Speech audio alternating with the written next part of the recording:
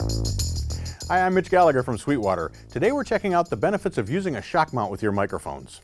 Generally, there are two ways to mount a microphone to a mic stand.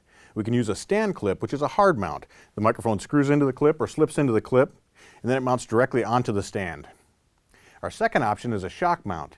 In this case, the microphone mounts into a basket, screws into this basket, and the basket is suspended inside the ring using elastic bands. This allows the microphone to move freely. Here are two examples of situations where you might want to use a shock mount. The first is a very common scenario when you're working with live sound. The band sets up on a stage, and it's a hollow wooden stage. Every time there's a drum hit, someone walks across the stage, someone stamps their foot, even if they tap their foot in response to the music or in time with the music, that sound resonates through that stage, and the resonance is transmitted through the stand into the microphone and ultimately picked up by the diaphragm of the mic. To show you how this works, we've set up two identical microphones. I have Shure KSM 44As here. One is in a stand mount and the other is in a shock mount. We've got them set up on a wooden table. We'll begin by listening to the KSM 44A in the hard mount. Now we'll compare the KSM 44A in the shock mount.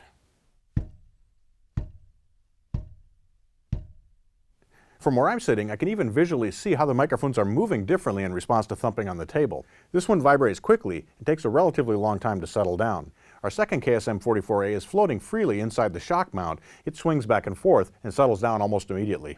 Our second example is when accidental contact is made with the stand. Maybe you tap the stand, you swing a music stand and it hits the stand, or you tap your foot and you hit the leg of the stand. Any of those sounds will result in a thump or a tap being transmitted through the stand into the microphone and most likely ruining your recording. I'll begin by tapping on the stand where the microphone is in the stand clip.